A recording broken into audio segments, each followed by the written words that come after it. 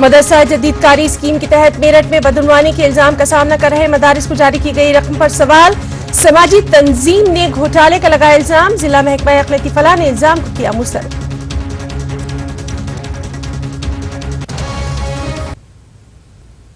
मदरसा जदीदकारी scheme के तहत मेरठ में कई मदारिस को जारी की गई रकम पर एक समाजी तंजीम और आरटीआई कारकुन के जरिए सवाल उठाए गए हैं। शिकायत करने वाले शख्स के मुताबिक ऐसे कई मदरसों को रकम जारी की गई है जिन पर न सिर्फ बदनवानी के इल्जाम है बल्कि उनके वेरिफिकेशन की जांच तक मुकम्मल नहीं की गई है।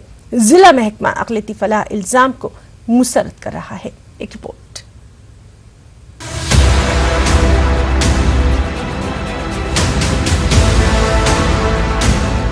समाजी तंजीम अल खिदमात फाउंडेशन के मुताबिक क़वाइद व ज़वाबित को नजरअंदाज करते हुए जिला महकमा अक़लियती फलाह ने कई ऐसे मदरसों को भी रकम जारी की है जिनके बदनवानी के कई मामलों की जांच अभी जारी है। फाउंडेशन के जिम्मेदारान के मुताबिक पोर्टल वेरिफिकेशन के लिए भी जिला अक़लियती अफसर ने 3 रुकनी जाँच कमेटी की जगह खुद ही जांच करके मदरसों को रकम जारी कर दी है, जो दफ्तर के जिम्मेदारान के बदनवानी के इस खेल में शामिल होने का शक जाहिर करता है।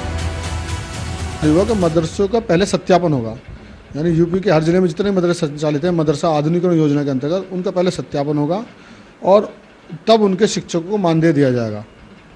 इसमें केंद्रांश और राज्यांश 2 पार्ट हैं।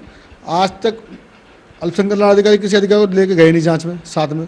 ये संयुक्त जांच समिति कैसी होगी, जो सिंगल आदमी थोड़ी करेगा जांच, खुद ही जांच करते फिर रहे हैं। दूसरे ब्लॉक की भी जाँच पर उन्होंने कोई ध्यान नहीं दिया, ना वो जाँच अब तक आई, जाँच होकर आई नहीं है और इन्होंने उनको मानदेय जारी कर दिया। करीब 46 मदरसों का अभी कराया, 5 मदरसों का दिसंबर के एंड में हुआ था जारी। वहीं रकम जारी करने में क़वाइद व ज़वाबित को नजरअंदाज करने के इस इल्जाम को जिला अक़लियती फलाह अफसर बेबुनियाद करार दे रहे हैं। इसके अलावा निदेशक अल्पसंख्यक कल्याण ने दिसंबर 2017 में एक आदेश किया था कि जो मदरसे पोर्टल पर लॉक किए गए हैं और जिन्होंने अपनी औपचारिकताएं पूर्ण कर ली है और जिला अल्पसंख्यक कल्याण अधिकारी अगर ये संतुष्ट हों कि वो पात्र हैं तो उनको जो आधुनिकीकरण के मानदेय के भुगतान की कार्रवाई की जा सकती है और इसके लिए एक बाकायदा पत्र जारी हुआ था शासन निदेशालय के स्तर से। तो उसी के अनुपालन में यहाँ पर जिन जिन मदरसों की स्थलीय जांच की गई, मेरे द्वारा स्वयं भी मदरसे देखे गए और उसके उपरांत ही उन करीब 46 मदरसों के भुगतान राज्यांश का भुगतान किया गया। मदरसों में बदनवानी के मामलों के उजागर होने और इस खेल में महकमे के जिम्मेदारान के शामिल होने के कई मामले पहले ही जांच के दायरे में हैं।